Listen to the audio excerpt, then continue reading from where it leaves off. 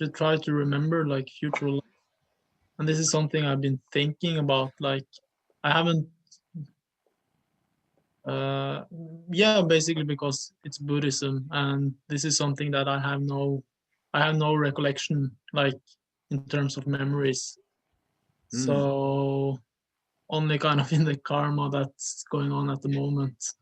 I don't know. So I'm kind of like, is there practices that you can do for this? Like, There are the so-called, there are practices related to memory and remembering. I never done those, but I think that the basic idea is to, start going back from this moment, you know, um, systematically going back from this moment, perhaps rewind 1 hour at first, and then remember exactly what you experienced 1 hour ago. Then it mm-hmm, might be 1 week ago, last Wednesday, uh, and doing that same thing, remembering as much details as possible, um, and so on. You rewind further and further. So I think that this is the basic idea of uh, memory practices that is done in some lineages. But like I said, I never done that. Um, so to me, knowledge of past lives has come spontaneously because I practiced so much. And especially during my retreat years, like I briefly mentioned yesterday, that I practiced so much that you know um, if we think of a barrier that prevents us from seeing to past lives, or if we think of a barrier that is between this physical realm and non-physical realms, those barriers, uh, personally, I can say that those barriers disappeared. So, so or in a sense, became very only like seeming barriers, like glass windows, so that they are not like a. I was just watching Lord of the Rings over Christmas, all three really good movies, and there you have all these castles and fortresses, right? And they have like massively thick stone walls. So, you know, like I referred briefly in that last session in the beginning, that Buddhism has the doctrine of reincarnation and rebirth and transmigration from one life to the next one, next one, next one, next one, and endlessly in the past and extending to the future, because we won't disappear anywhere. We simply won't disappear. So I think it's really essential to understand uh, doc, basic teachings like karma and rebirth through first-hand experience. And there's no other, it's not secret, those things. They're not secret. You know, if we clarify our minds, calm our emotions, recognize our basic state, it's all there available, the information. So here's the trick. Uh, the most of what we do in Buddhist meditation is about emptiness and compassion, and emptiness and compassion. But there are other things we can do with calm mind or recognition of the basic state. Our focus is on that emptiness realization, because that's how you need to have that to get to the end stop. But there are all of these things, by focusing on those topics, that topic alone, we're kind of ignoring or leaving all other kinds of things without focus. So basically, in a nutshell, when you are in a very general, using a very general term, when you are in a state of meditation or non-meditation, you can start looking around. You can start sniffing and feeling and intuiting, for example, into the law of karma. What is karma? Inviting from your own past life experience, your own present experience as a pure-minded, pure-hearted being, what this karma means. We have a basic understanding of karma, that it's something that when we act physically or mentally or say something, that it has some kinds of consequences. So we have an action and then consequence. This is karma, basically. And then we have, because we have countless actions in a week, in a year, not to even mention one life or 1,000 lives, we have loads of different kinds of habits and patterns and tendencies develop over time. So basically, there's nothing wrong with enjoying ice cream, but basically the idea is that whether it's positive or negative, let's say positive, like you eat ice cream once and you like it, so you do it second time, and you do it third time and fourth time. And it works with the negative things as well. If for some reason you don't think so highly of yourself, like a low self-esteem, if somebody, when you are affected by external influences, let's say if we are a child and our parent or elder sibling says that you're a loser, then you start to, it creates magnetism of kinds, a cause, and you start perhaps developing that. And that's how you come up with bad self-esteem when you grow up and when you become an adult. So this is basically what karma is. But karma and rebirth are very close to each other, because karma is the cause of rebirth. Unless bodhisattvas also take rebirth voluntarily, even if they didn't have to. And mahasiddhas take rebirth voluntarily, even if they don't have to. So mahasiddhas, buddhas, are the only ones who are not required by their own residual karma to take rebirth. But I was speaking about how to actually do this. So we focus on this emptiness meditation, but in this basic space, everything is included. All knowledge, all information is there. And I haven't talked about this just a few weeks ago. Like I wrote in the Facebook Sangha, I gave this simple divination exercise for a bunch of our Sangha members to sniff, to intuit when they might when they might finish their purification practice. So this is one kind of, doing divinations is one kind of application that can be done in that state of meditation or non-meditation. Are you following me? So it's simply, I didn't share that divination practice there in the Sangha, but basically if we, for example, are interested in finding out about reincarnation, you recognize the basic state and you start asking questions, and then answers start coming to you, whether in the form of visions or memories, or like verbalizations.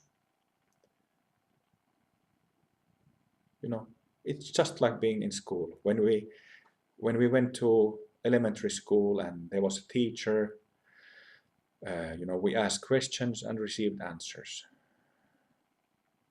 So in a similar way, we can ask questions and find out about all kinds of things. We can learn all kinds of skills and arts this way. But don't forget that the main practice is emptiness. Because if you do, that also has karmic consequences. There are people like all kinds of seers and healers and good and bad healers and, you know, whatever questionable shamans nowadays who just make a mess out of things. So this is the very point why such mental mind-based skills are left kind of somewhere on the last pages of the book, because there is the law of karma. So, you know, if we somehow mess up, you know, it can be harmful our subtle body or physical body. We might cause some damage, or we might cause damage to others. You know, if it gets out of hand, like doing something esoteric that gets out of hand, and this happens, you know, all the time, because there are not that many people who practice, do spiritual practices, dharma practices, for the real reason of it. And that reason is to know ourselves, to illuminate to remove our samsaric condition. So, you know, there are a lot of different kinds of healers, priests, shamans, whatever, clairvoyants, and who don't have that mental clarity. And actually, you know, I've known, I don't know, 1 or 2 dozen clairvoyants have met in my life, and there's only one of them who has been excellent in clairvoyance, meaning that there has never been a mistake, and that is hugging Saint Amma. I've had experiences like when I've asked questions from her, in her, like meeting her physically throughout the years. The first time I met her was in 2003. So it was like relatively early on, because nowadays the crowds in her events are so big that usually there's no time to ask questions. You know, you just get the hug and go. But I've met her many times over the years and asked quite a few questions also, and on few occasions her answers have been very impressive, very impressive. On few other times they haven't been impressive at all, and I still question that how in the can a Mahasiddha give such a stupid answer. I just leave it at that. But when it comes to her clairvoyance, it is not by coincidence, I don't think, that her, who I consider to be a Mahasiddha, has been perfect in her clairvoyance, while those professional clairvoyants who are not serious practitioners, not to even mention Mahasiddhas, have given completely misleading answers and completely false predictions. Yeah.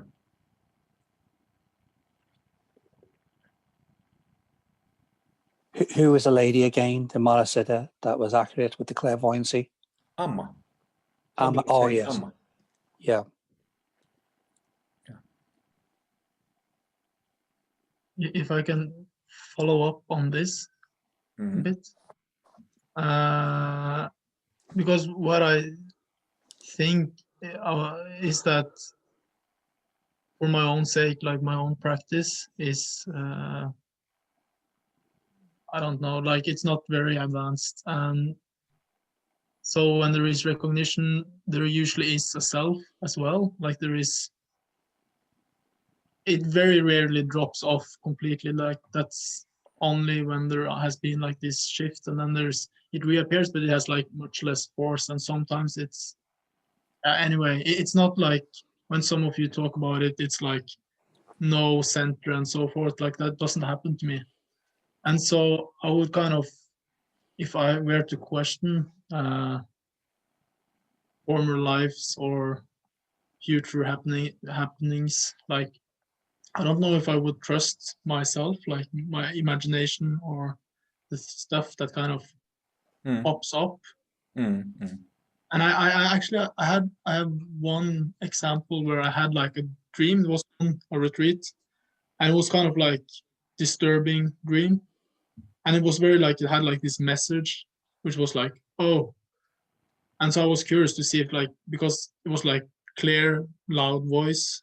I was like, and I was curious to see if it actually was the case, but it wasn't the case. Like, it was completely off. And so, yeah, it was.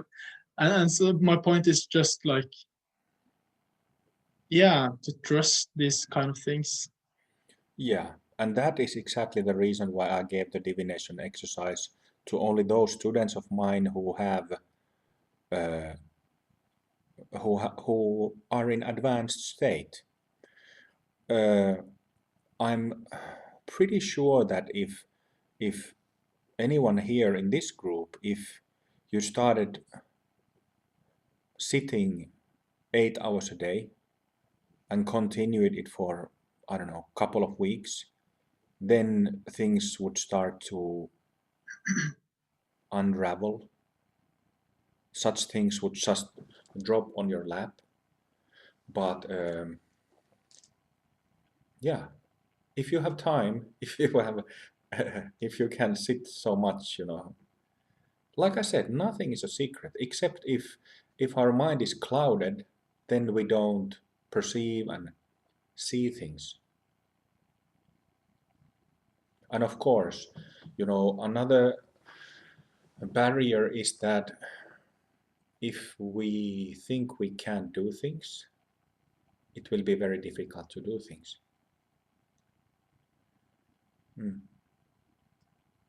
But that's definitely a something that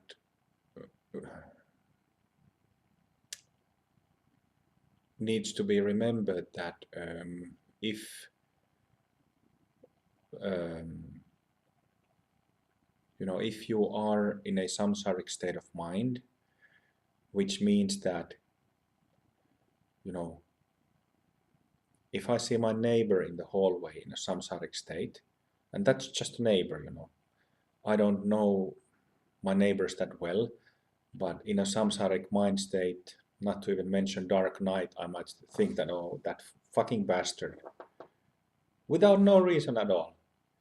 Because, you know, samsara means that we think in terms of self and other, and it gets colored with our emotional negativity instantly.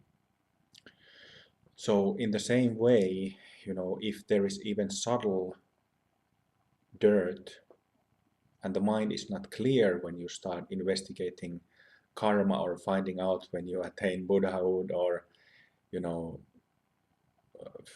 finding out whatever non-physically,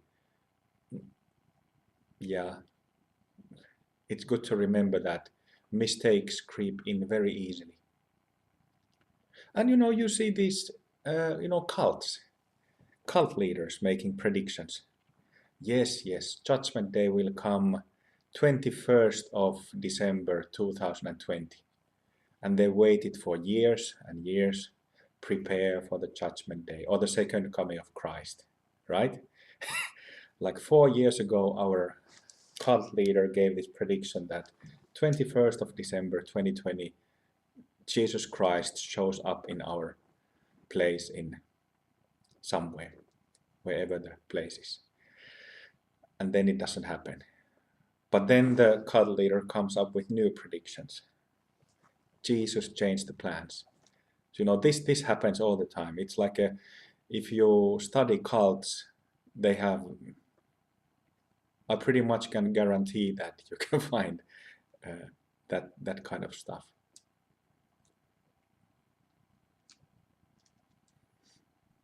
Connor, please.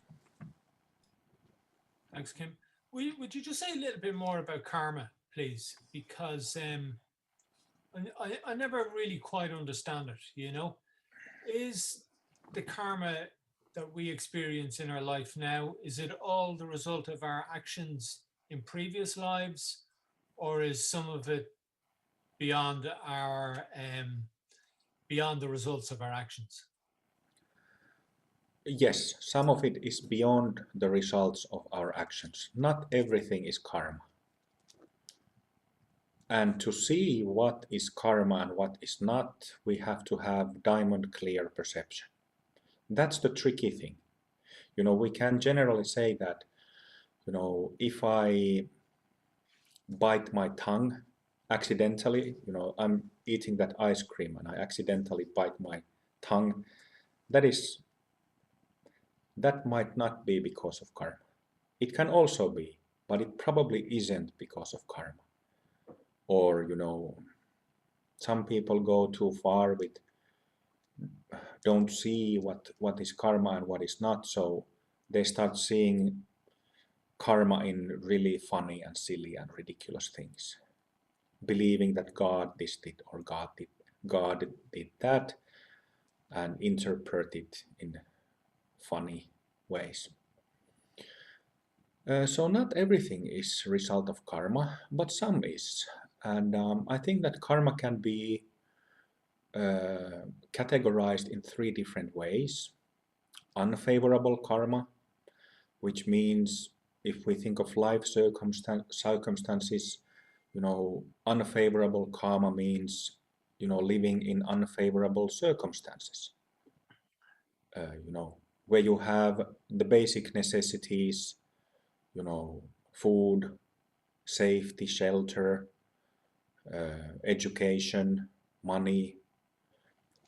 Maybe none of these things are not there, or you have little bit of food and little bit of money to just come by, or something like this. Unfavorable circumstances. Then you have favorable circumstances, where you have all those basic necessities and even more than what you need. So, and of course, illness and health also fall under this unfavorable or bad karma and good karma. And of course, illness or external circumstances can be also inherited from our parents and relatives. We have genetic diseases, which is kind of also karmic, but it's not our personal karma directly. But so these things, good karma, bad karma, definitely has a relationship with past lives. And then there is the third category of karma, which is the karma that leads to liberation. Dharmic karma, which means having done some practice or having been a devotee or a supporter.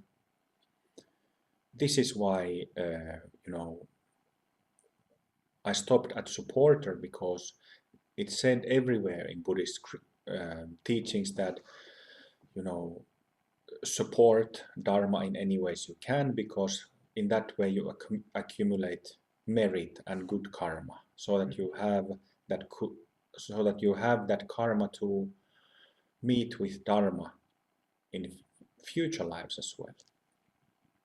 So Dharmic karma means having connection with teachings, with lineages, and first of all with masters, Mahasiddhas.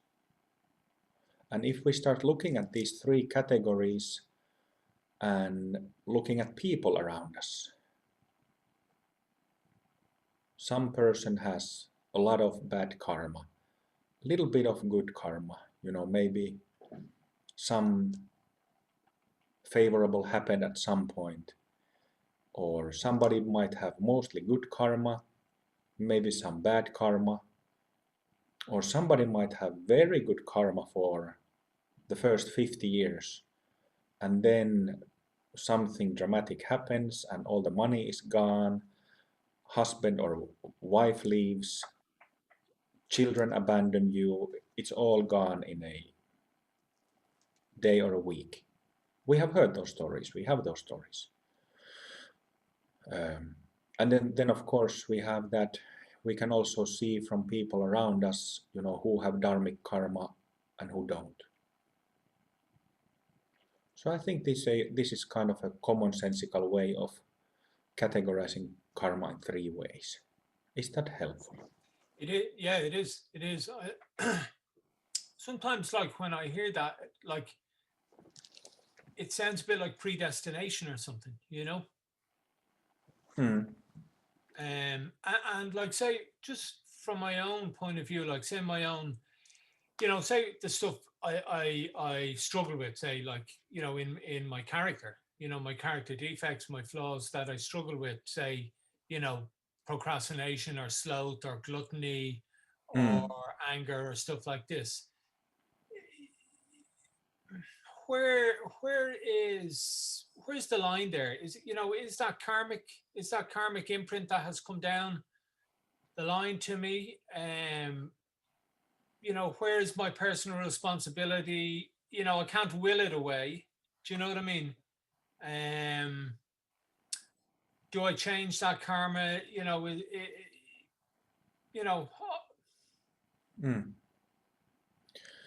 Well, there's how do I generate the karma to kind of change those things, or is that beyond my capability?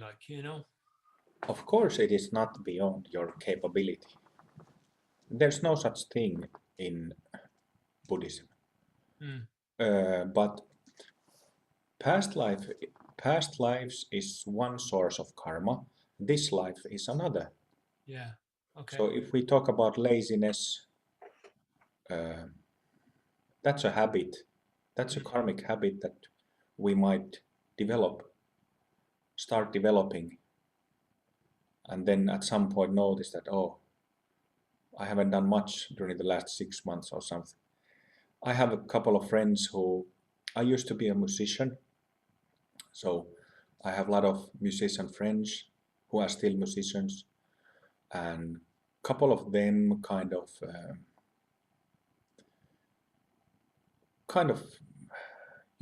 artists, musicians, what is the word? Some artists kind of don't have a sense of being orderly and organized. So I have seen it in a couple of friends that, they kind of lost their drive towards music, and then they became lazy, and then they became depressed, and then they became very anxious, had to start medication, and tried self-medicating with alcohol and drugs. At some point might still do that. It becomes a mess little by little, because they didn't pay attention and were not mindful what was happening or going to happen. So habits form, definitely. Karma rolls on. Winds blow. When we speak of wind, in practice it means prana. So it means that, let's say that we have craving for that ice cream.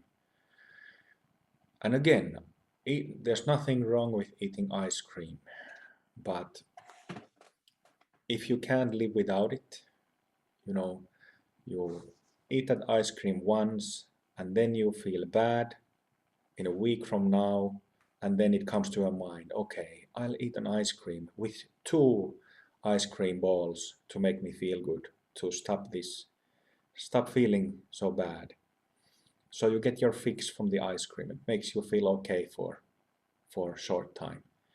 And then, next week, your friend or companion tells that you're a worthless piece of, and oh, what do I do now? I feel awful. I feel awful. Maybe I'll take a shot of whiskey and have 2 balls of ice cream together with it.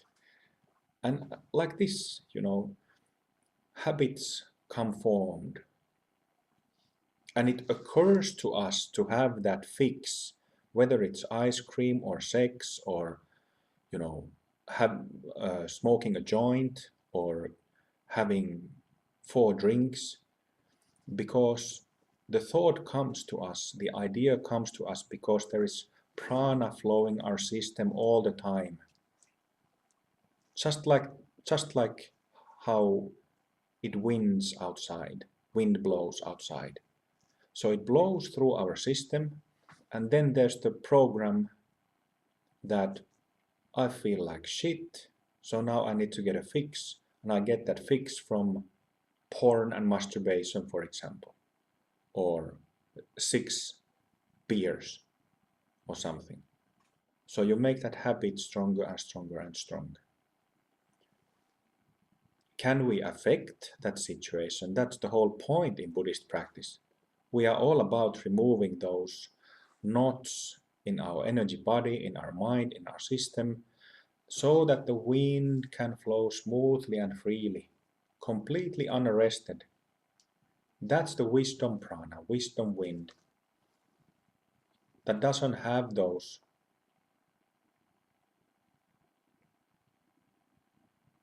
what's that word?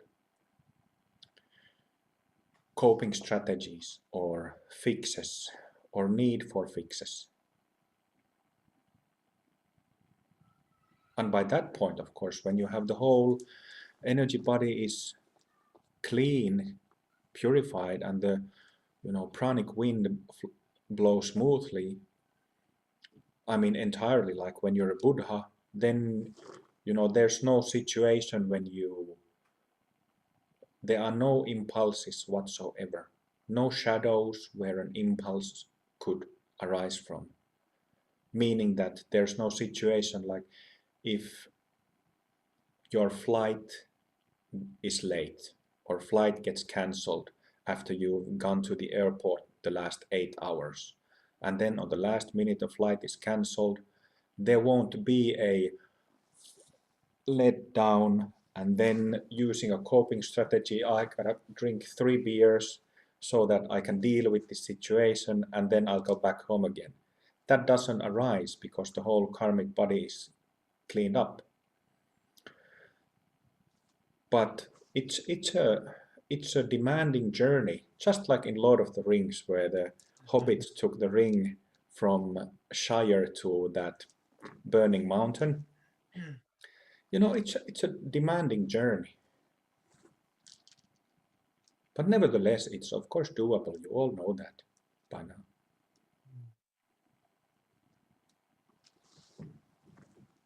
Thanks.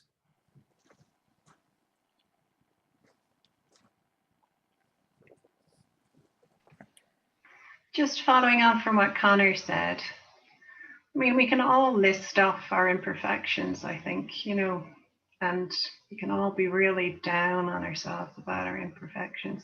But I think surely it's good karma that we are here and that, like we did Avalokiteshvara this morning, all about filling ourselves with compassion.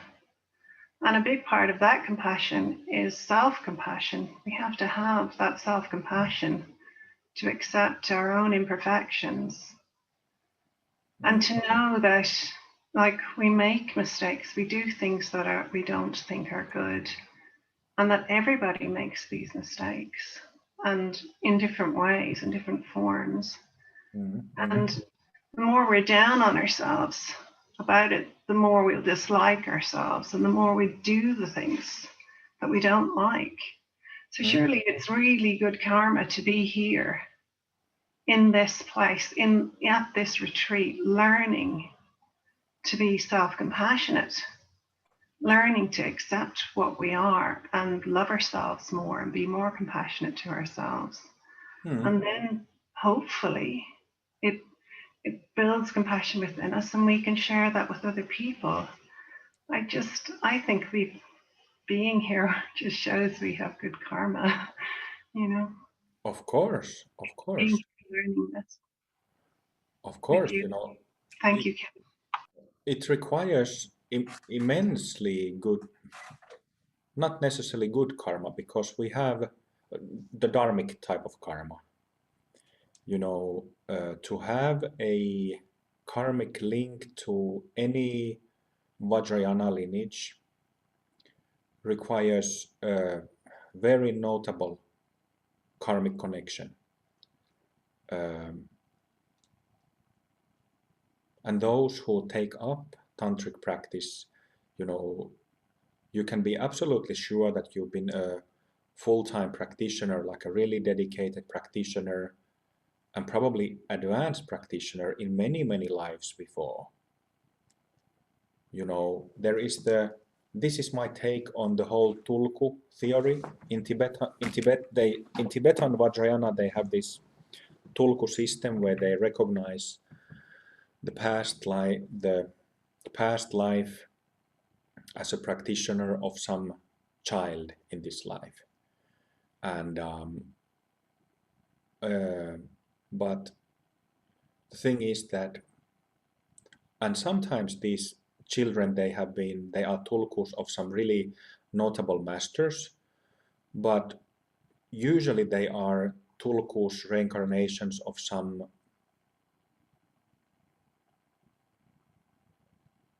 medium level practitioners. And the thing is that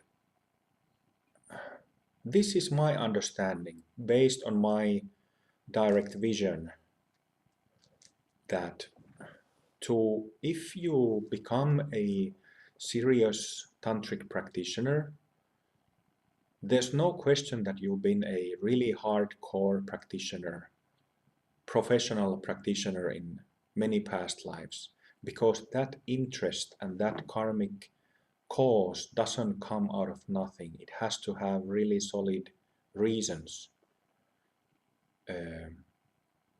And you know, we can see this in practitioners, that also in our sangha, that you know, sometimes our sangha is joined by somebody who has not practiced anything before, and then you know, suddenly that person has becomes like a massive fire of enthusiasm and devotion and dedication, and results come really fast.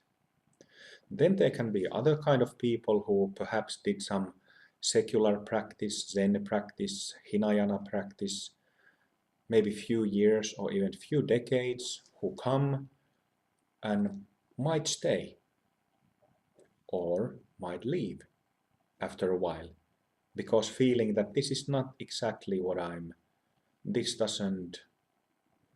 this is not a perfect match. So they go and might go back to Hinayana practice or whatever secular practice they were doing before. And then of course there are the so-called Sangha members who are, you know, who have found their place, who have found their home with this practice, with tantric practice in general and Pemako tantric practice in particular. People who come and who stay and who reap notable benefits and so on. Why was I saying this?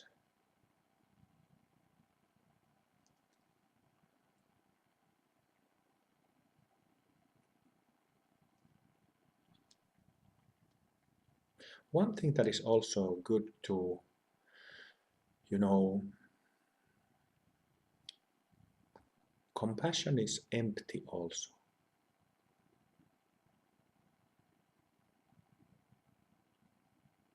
Selfless.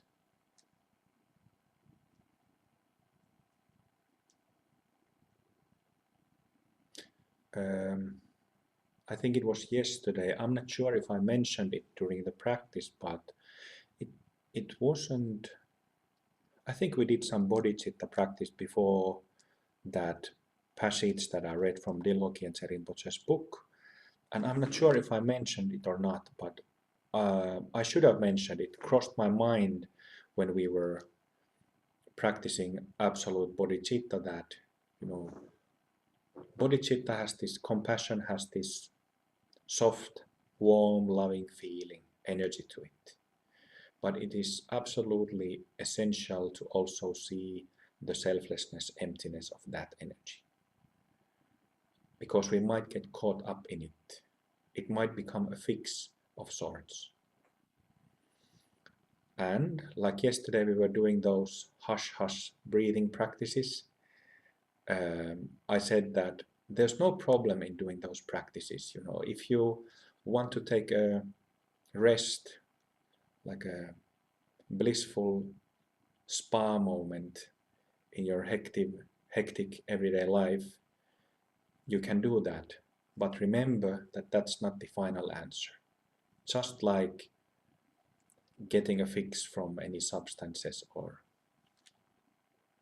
drugs, alcohol, or sex isn't.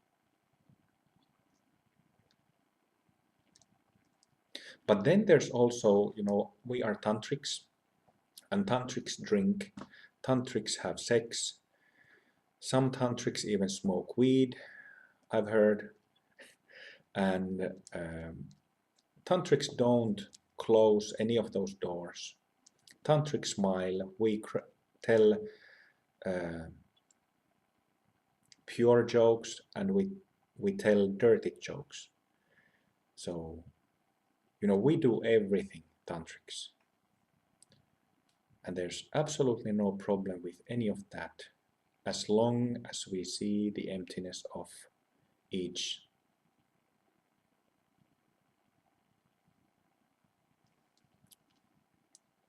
experience, each initiative.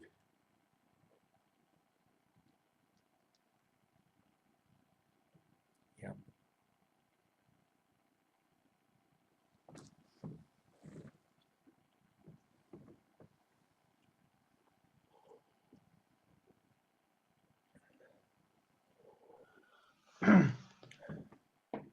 Kim, you were developing a point there in relation to, is it tulkus and people coming through into the group at different levels, some person coming in and then they become a huge enthusiast, it takes off like fire with them.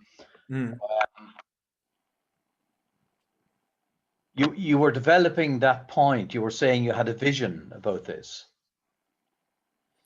Yes, by vision I mean that just like I've been able to perceive, we were talking about the doctrine of rebirth and karma, in the same, like seeing in meditation, perceiving that that's actually true, that actions lead to things, and how the whole rebirth system happens, reincarnation happens.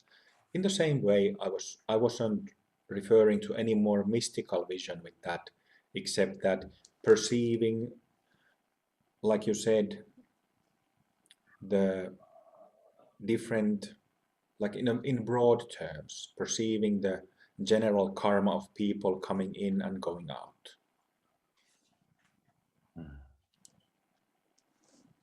This is nothing mystical, just seeing. Could you say something, Kim, about fool's compassion?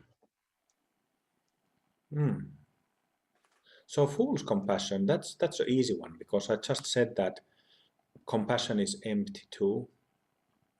There was a brilliant article a couple of my Facebook friends shared in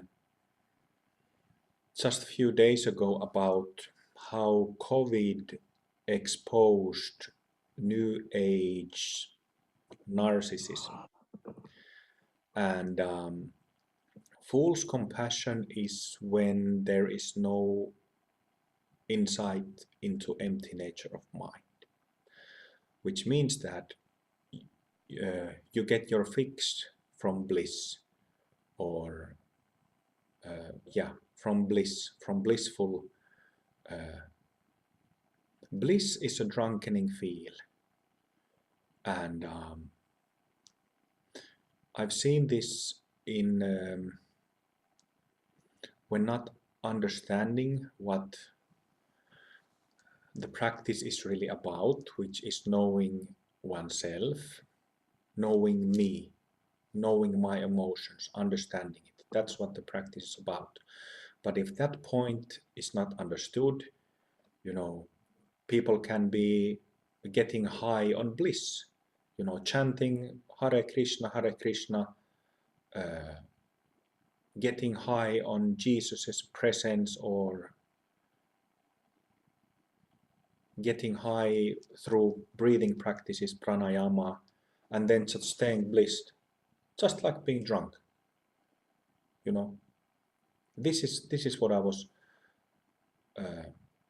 or this is related to, like I said yesterday, that back in the day when I was doing a lot of breathing practices in the central channel, I might spend 4 hours without moving in a really heavy bliss, just like being in a kind of drunken state. So that's fool's practice. And I don't mean to be rude, because a lot of the time when I personally did that, I enjoyed that blissfulness, and it had some healing effect, because I had a traumatic childhood and youth and all that, so it had healing, but it kept me in dualistic view, and in that sense it kept me a fool, ignorant. And in the same way, if we don't understand compassion, if we don't understand the point of emptiness, the meaning of emptiness, emptiness of compassion, emptiness of joy, we can get caught by that bliss. And that's false compassion. What is called false compassion. And that's a dead end spiritually. It doesn't give answers. That's the whole point of Buddhist tradition, that, it doesn't give any more answers to our existential confusion any more than getting drunk on alcohol does.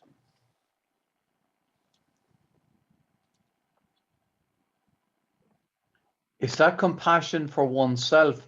What about compassion for others, where one does good deeds for others, but that the intoxicating part of it may be actually one's feeling of well-being or feeling good about actually doing something? Is that part of it also? So there is no problem in feeling good. Emptiness doesn't mean that we don't have any types of emotions. That's a misconception if we understand emptiness in that way. And that's the whole point of Tantra. Like I said, we are not closing any doors.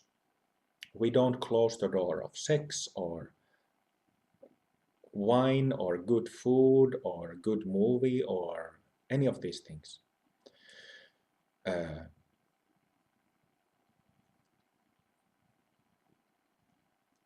But there is more to, in a sense, when we have that insight experience, we can get more, because it's an unaltered, unaffected by the sense of self. Then we can really taste the caramel chicken meal we're having. I just had caramel chicken during my break, and it was really good. But I just wanted to say that. But what was your question, Joe? The question was, where one does good deeds out of compassion for another individual, but yet the actual feeling of good feeling in relation to doing it.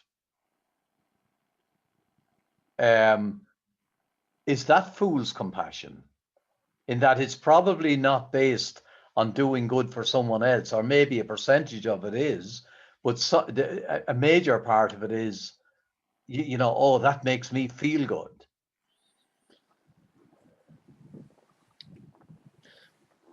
I think that that's a, you know, with advancement in practice means that our insight of empty nature of mind expands and expands and expands. And we start with nothing with that. At first, in the beginning, on Bhumi 0, we don't have any direct experience of that. And, you know, then we have that first insight and things change a bit.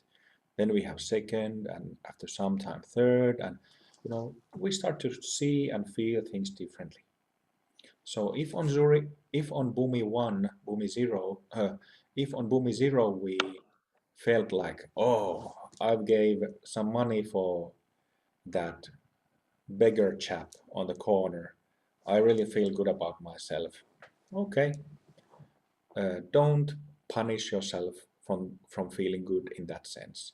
You can't help it because the mind works in that way. You kind of congratulate yourself. Good, good, good, Kim, you gave some money for. That's perfectly fine. But then few openings down the line, you start seeing it differently. Okay, I did something good here, it's beneficial for them, it's beneficial for me, all fine. And then perhaps further down the line, you see it again differently. So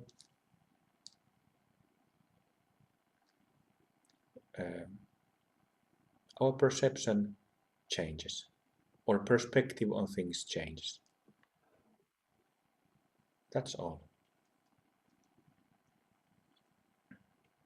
So the real compassion is the actual practice with a view to the liberation of all sentient beings. Yes.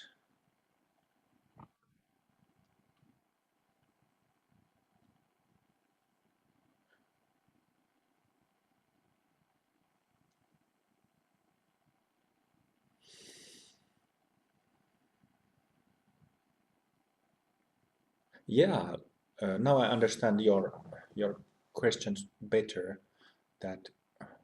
That fullness in compassion, that through the two-part formula we have a very good understanding what that sense of meanness is, how it feels like. And it feels like, I remember this young girl a few years ago when I gave a presentation of awakening and two-part formula at Helsinki Yoga Festival. And there was this young girl in the front, close to me, and we practiced two-part formula there. And the first mode is recognizing this relaxed, open, selfless space. And she was like glowing with peace and good vibes. And then we went to the self-affirmation first time, and she also said that affirmation, but she didn't say it strongly enough for it to bring up the sense of self. And I was observing everybody in the room. So we went to the first mode again, and then again selfless, and she's beaming there in the front. And before we went to the second one, I told them to, you know, say it firmly with some energy so that you really mean your I. And then they did it, and this girl also did it, and then you could see how her face became red, and it, you know, I could see that she started feeling like shit, you know. And I told them this before, that it doesn't feel, if you do this correctly, it doesn't feel good. So I could feel that she wasn't feeling good about it. And I don't remember if she left in the middle or if she stayed until the end of the session, but you know, this happened. So I'm just telling this story to remind us that how that narrow-minded, contracted self feels like. It doesn't feel good. It doesn't feel natural. It's really contracted and constricted. So if you do something good, whatever it is, in whatever form, if it... I ate some caramel chicken. So, you know, like a food such as chicken or something that has been cooked with honey or caramel or something, but when that food goes spoiled, let's say caramel chicken in a week after or 2 weeks after it's been prepared, it smells sweet, but it's really off, right? Fool's compassion feels like that. It's sweet, but it's spoiled. Whereas real compassion feels completely fresh, while it's warm, loving, and clear.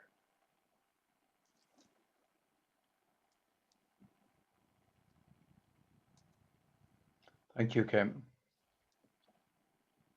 That's a really good example there. With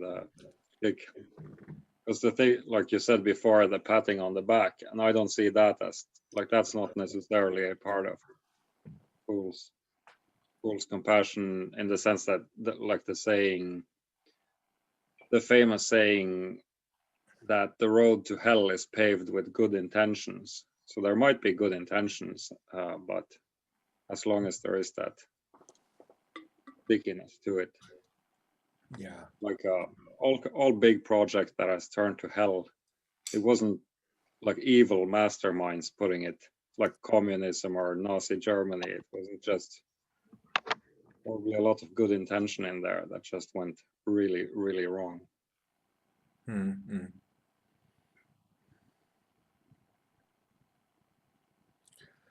All right, let's take a break for 10 minutes.